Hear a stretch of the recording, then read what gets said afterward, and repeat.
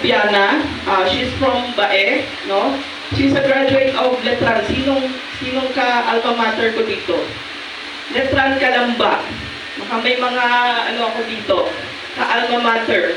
Okay? May nawawala.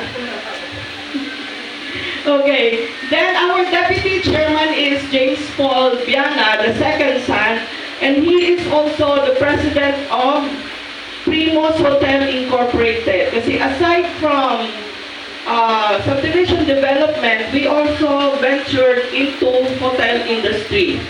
Okay, sa Naga po ito. Our president and CEO is Mr. Carlo Biana. And then our senior vice president and regional operations is Mr. Romel Cabanto. Taga-Patsanhan po siya. Baka yung iba dito kilala nyo, si Romel. Taga-ano siya, Maulawin. Then our VP for Administration, Mark Christopher Biana. And VP for Finance is Isis Dion Torre. Okay, let's move to Regions 3 and 4 Sales Organization. Jamaica Realty and Marketing Corporation is composed of 5 regions. Okay, we have Region 1. Saan po ang Region 1? Sino makakasagot? Saan ang Region 1? Kahit isang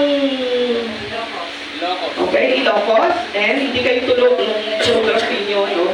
Then we have in Pangasinan and Ilocos. And then Region 2, saan ang Region 2? Cagayan. Sino taga Cagayan dito? No, we have in Tuguegarao. Okay, we have Regions 3 and 4. Ang Region 3 saan?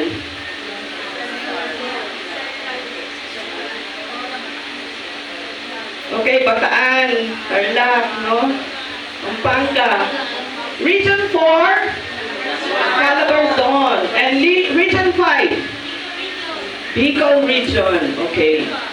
Ngayon, sasabihin ko sa inyo, paano kayo makakapunta at makakapag-travel doon sa lahat ng projects namin. Gusto niyo yon? Yes. Gusto niyo mag-travel? Yes. Okay, pag-usapan natin mamaya. Okay. Okay. Para sa mga bago, I am Mary Behasa, okay, the Assistant Vice President for Marketing and concurrent Regional Manager for Jamaica Realty and Marketing Corporation. We also have a sister company in San Pablo, which is Jimco Development Corporation, kasi baka marinig niyo yun, no? So, I am the current Vice President for Jimco Development Corporation. Okay? I head Regions 3 and 4. So, yun yung project na kinasasakupan ko. And then, we have the branch manager for Alaminos and San Juan, Batangas, Winifredo Willie Behasa. Kaapelido ko yun. Okay. Former boyfriend ko. Former, kasi asawa ko na siya ngayon. Okay. Now, we have in Bataan, so Maria Luisa Ponsaran, Sales Supervisor for Bataan. At palakpakan ninyo ang inyong Sales Supervisor, si Tess Torres. O yan, kaway-kaway naman. Hawak mo ang beat ngayon. Okay. So we have our projects, no? Saan-saan ang operation ng Jamaica. Okay? Kasi kailangan ko pinipresent sa iyo, once accredited with Jamaica, you can sell all the projects of Jamaica. So with the advent of online and digital marketing, kaya niyong ibenta din yung ibang projects namin. Ito yung Northern Luzon projects. We have Grand Victoria, we have North Peninsula, Mercedes Heights. Yung Mont Blanc Manor, ito yung nadadaanan nyo minsan, papunta kayo ng Baguio. Overlooking ito.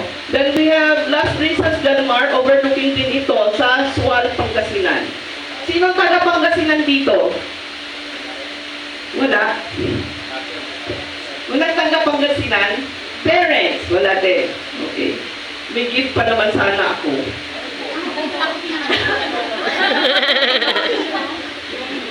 Tiyo. Okay.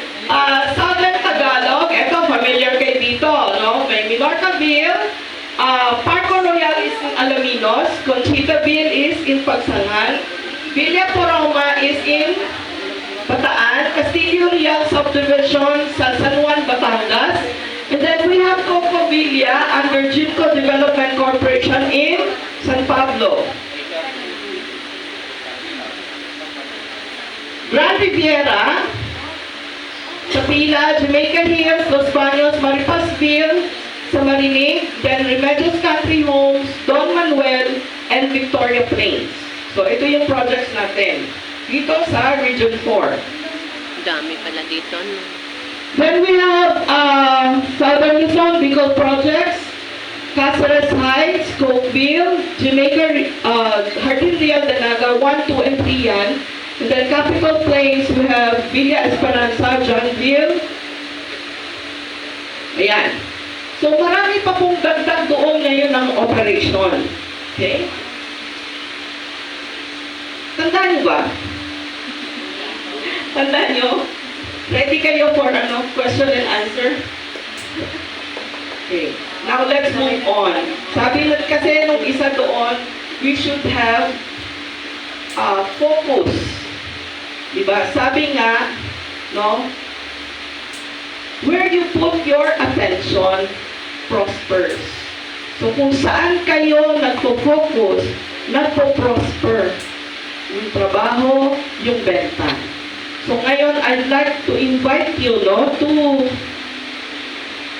focus with Conchitaville. So, i-present ko sa inyo yung Conchitaville.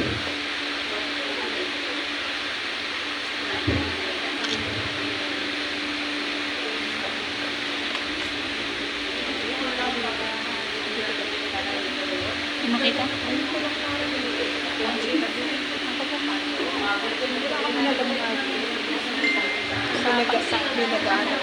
Sino nakapunta na sa Conchitaville? Taas ang kamay.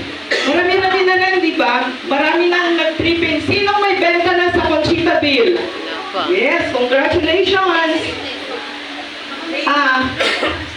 I-announce ko na rin, no? After our PKS, pwede tayong mag-site orientation. Kaya lang, iisa lang po yung van namin ngayon. So, ilan lang ang kasya? 15 yata ang kasya. So, siguro yung mga bago talaga na hindi pa nakakarating sa Conchita, yun muna siguro ang i-site o natin. And then, during the week, kung yung iba ay gusto mag-schedule, just request po. Kasi, paano natin ibebenta kung hindi natin nakikita yung project? So, that is the first step. Makita muna natin yung project. Okay? Now, saan ba ang Conchitaville? Conchitaville is in the heart of Pagsangan. Okay? Yung meron siyang strategic location, 10 minutes from Santa Cruz, no, sa mga commercial hub. And Conchitaville is a nature-centric, situated in a lush, flood-free area with mountain views. So, target natin is low-cost economic housing with a socialized component. Okay. Ang history ng Conchitaville, we started with lots only. Sino dito ang nakaabot ng mga lots only pa lang ang binibenta sa Conchita? Kayo yon, di ba? During your time. Now, after that, we decided na i-convert na lang siya into compliance, BP 220 compliance. So, what is BP 220? Okay. Why do we require BP 220 projects? Tama-tama, wala yung mga brokers niyo. Tingnan natin kung ano. Why do we require BP 220 projects? Ariel, ikaw yung pinakamatagal. DOCLA. Sumagot na ako ng loko. Sumagot na daw siya ng low-cost. Okay. Ang BP 220 is a requirement, is a compliance requirement for every PD 957 projects you develop. What is PD 957? Open market na projects. Okay? Open market na projects. Gagalit sa inyo si ano? Marnie ba? Wala kayo. Okay. Yung PD 957, Presidential Decree 957, no, ito yung mga open market subdivisions, yung mga first class subdivision. For every PD 957 na i-develop, kailangan mag-allot ng 20% of the project for BB 220. Okay. Kasi minsan may mga pilosopong buyer, tinatanong kayo just to test you. So ngayon, alam niyo na. Tandaan niyo? Pag itinanong ko mamaya, masasagot niyo? Okay. Now, so, let's continue with the history. Nag-downgrade kami into BP 220 project. Ang nabigay sa amin na license to sell is economic. No? Low-cost housing, economic. But nakita namin na marami talagang nangangailangan ng pabahay. So, masunurin kami. So, nagkaroon tayo ng 4PH, di ba? So, we decided to downgrade again into socialized component. Kasi marami kaming dinevelop na subdivision na kailangan ng compliance before within the region. Pero ngayon, pwede nang tumawid ng ibang region. So, sa ngayon, saan na ba ang process? We decided na i-alter yung subdivision into 4PH compliance. Kapartner po namin ang pagsanghang LGU. So, sa ngayon, nandun na yung application namin, pinaprocess na ng sanggunian. Okay? After ng sanggunian, pambayan approval, diretso naman sa DSUD ngayon. That's why, decide kami to have longer term. No? Para yung mga gusto naman magkaroon ng bahay, ay magkaroon ng chance. Okay? Now, Conchitaville is, ito yung medyo maliit naming project. It is a 4 hectares project. Now, under BP 220 Economic and Socialized and 4PH, we have our own right-of-way, clean titles, and no mortgage. Anytime na mag-cash yung client nyo, mabilis nating ma-transfer. Okay. For those clients, kasi alam ko, may mga clients na nangihingi ng copy. You can ask from the office, no? Kay Tess, bibigyan namin kayo ng copy. No? So we have complete permits and licenses and flat terrain. As of the present, meron na pong certificate of completion ang Conchitaville. And also the road networks and open spaces were already donated with the local government unit. So, kompleto na po ito. Wala po tayong kaba dito kasi hindi tatapusin. No? So, as of the present, tapos na yung mga road networks, yung development, horizontal development, tapos na po. Okay? So, ano yung features? Yan. Okay.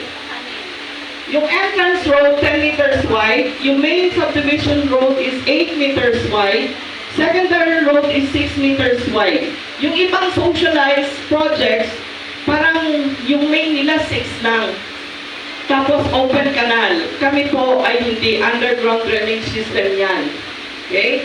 Nandiyan na po yung multi-purpose hall plus the covered court, basketball court, no? Then electrical system is supplied by FLECO and water system connected to the local water district. So ngayon nandun na rin siya. No? Ready na, ready for housing at meron na rin tayong mga nakatayo doong RFO. Okay.